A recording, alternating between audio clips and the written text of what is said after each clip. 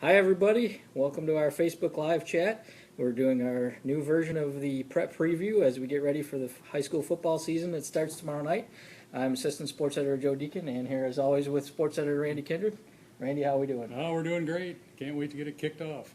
Yeah, it's going to be a fun year to go, and it's amazing summer went by so fast. It is, yeah. Seems to be going faster every time. Yeah. So, let's get it started.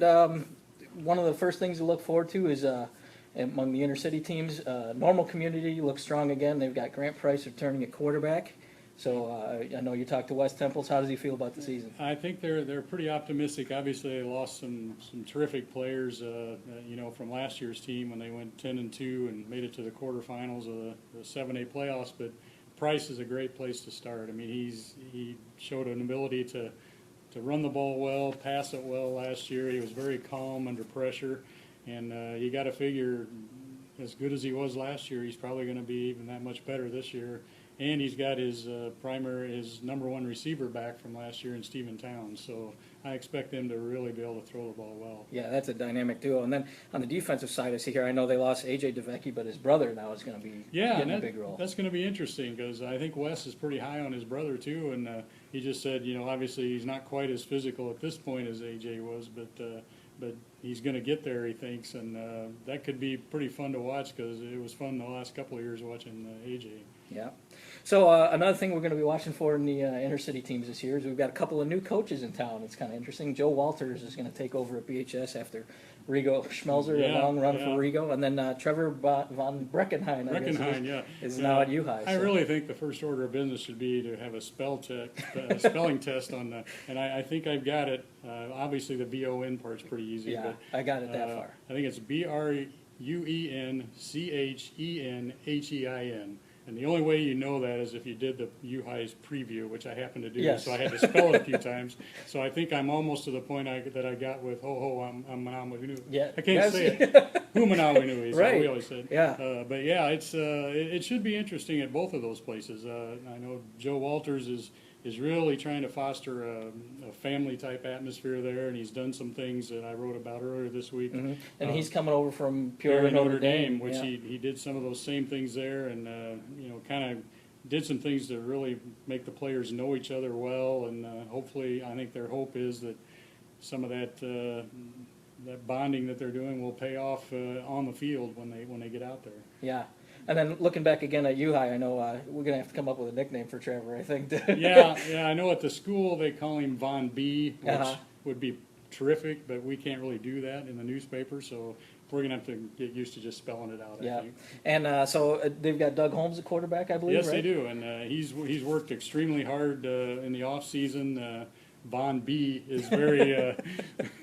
He's very excited about what he's seen from him so far because I guess when he first came into 7-on-7 this summer, really showed a lot of improvement, a lot of poise, and was really zipping the ball on target.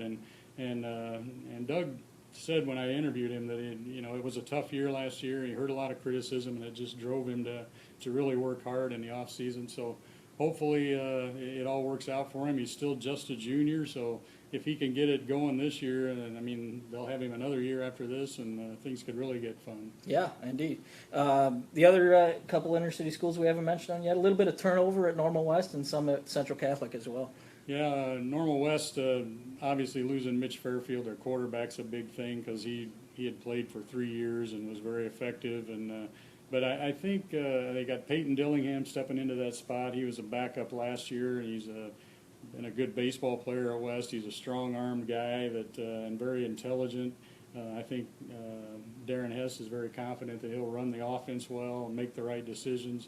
And I think Darren's pretty high on some of the guys that maybe we haven't heard of yet. Mm-hmm. But I think he thinks they've got some athletes that could make this season a pretty good one, even though there's a lot of names that we might not be familiar with yet. I know you mentioned that Darren is going to try and do a little two-sided team this year, kind of like Normal has done for the past couple years. Yeah. I guess in practice they've been working.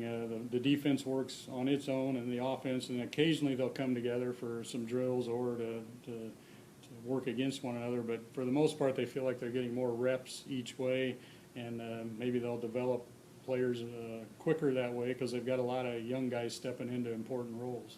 Over at Central Catholic, I know you talked to Mike Mays. How does he feel about how the season's going to go? I think he feels pretty good. I mean, obviously, it's tough when you lose your entire backfield of Jake Balkman, a quarterback, and then Ryan Zitkus and Brett Segabiano, a running back. They were a big part of things for the last 2 years and really were kind of the identity of the team. But I think they feel like they've got some key returning guys. Their whole secondary is back, although one of those guys, J.P. Sikora, is going to move to linebacker. But they've got some running backs, I think, that they can kind of do it by committee that'll be effective. And then they've got Bobby Brady and Andrew Eink at receiver that both have a lot of experience. And so I think he's kind of similar to Darren. I think he feels like even though maybe there's going to be some new names and new faces, that they're going to be a good team again. Yeah, and they've got kind of an interesting week one matchup, don't they? They get the state champion TriValley is going to visit a non-conference Saints team. Yeah, we're going to have a story on that going in tomorrow's paper, the Friday paper. But it is kind of one of those games that I think 5 to 10 years ago it probably never would have happened because I don't think at that point TriValley probably didn't feel like they were ready to take on a team in the Corn Belt. But now, I mean, 2013 they got second in the state.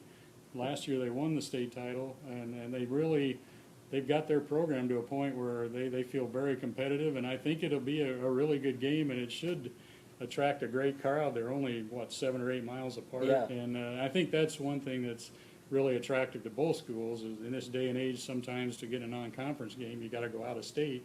Well, they just going to be going down Tawanda Barnes Road and there's the game, so that'll work out well, I think. Yeah, this good run that TriValley has had, obviously now they did lose some guys from last year, but they should still be a formidable team. Yeah, I think Josh Roop, their coach, really has a good thing going there, and he's got kids who have bought in and they really believe in the program, and he gets some brothers of previous standout players. Their younger brothers come along, and they kind of step right in and know the drill already. They know what's expected, and they've got a good system there, and I think they'll be very good again. So a little bit of a different look for the HOIC now with 2 divisions, with TriValley in the large school division and 10 teams now that Eureka's moving into the league.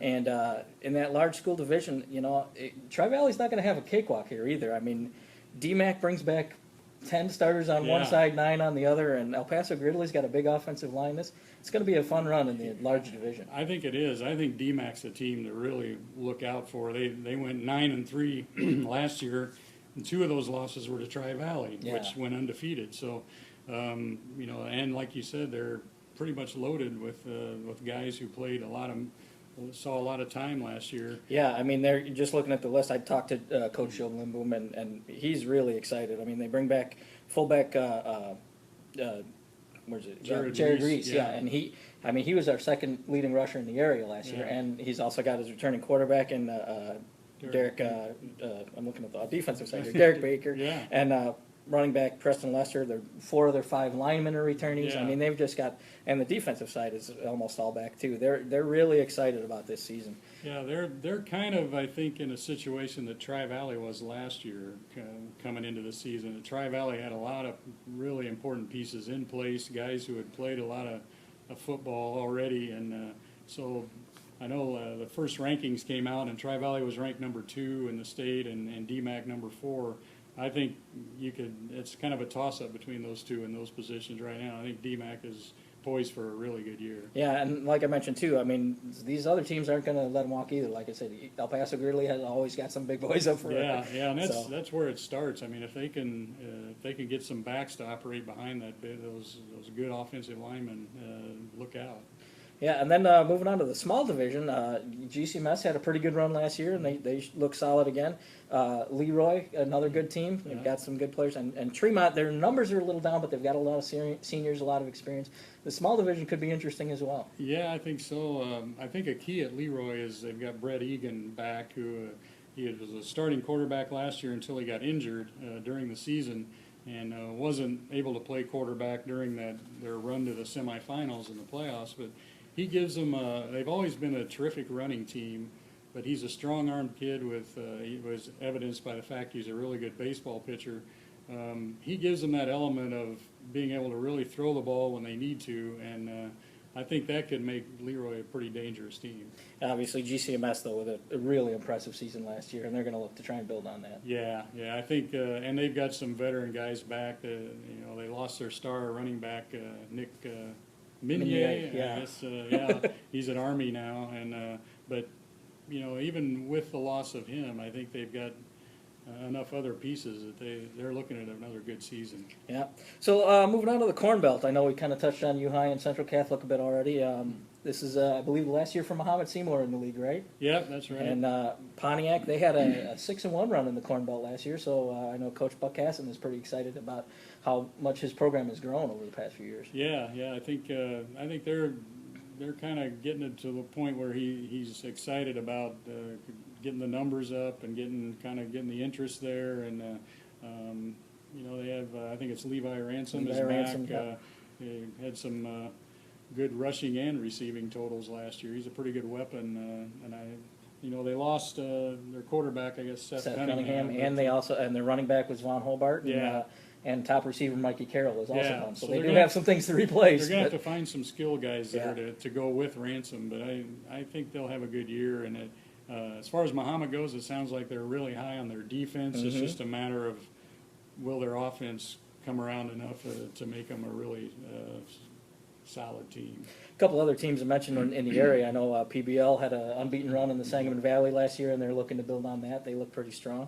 And Clinton comes back with our area leading rusher, and Alec Cooley he was the leader last year, and he's returning. So a couple of guys to watch there. Yeah, I thought what he did was really impressive last year because every team probably went into the game just focused on stopping him, and he still racked up some pretty terrific numbers in 10 games because I think they've made the playoffs and lost in the first round. So it'll be fun to watch him for another season. Yeah, so taking a little bit of look at the first week schedule, I know we touched on TriValley and Central Catholic already. Normal Community gets to open at home against Urbana. They should feel fairly confident about that one. I think they probably like that one. And they're doing their senior night right out of the gate, which a lot of teams are doing that anymore because I think it's one big thing is the weather's good. Yeah. So they want to do it on a night where you're not fighting frigid temperatures and that kind of thing. So I know they are doing that, and I think a couple other schools are doing it right out of the gate like that. Yeah, and a couple of key matchups in the heart of Illinois, too. We mentioned DMAC. They get a tough test, a rivalry right off the bat with Tremont. It's the first time they've opened together in quite a while, they said, so that could be a good game. And GCMS, a non-conference match with PBL, a couple of ranked teams there. That could be pretty fun to watch. Yeah, both of those are great rivalry games, and that should generate a lot of interest at those schools right off the bat. So, well, another season's upon us, and it's going to be a fun ride. First start of 9 weeks, and then more. So yeah, it's number 37 for me. Wow. Hard to imagine. They did not wear leather helmets when I started, but even though it probably seems like it. So. Did they have shoulder pads though? They did. Yeah. All right. Well, thanks for tuning in, and we're going to try and do this every week with our prep preview, and we'll see you next week. And enjoy the games tomorrow night. Thanks a lot.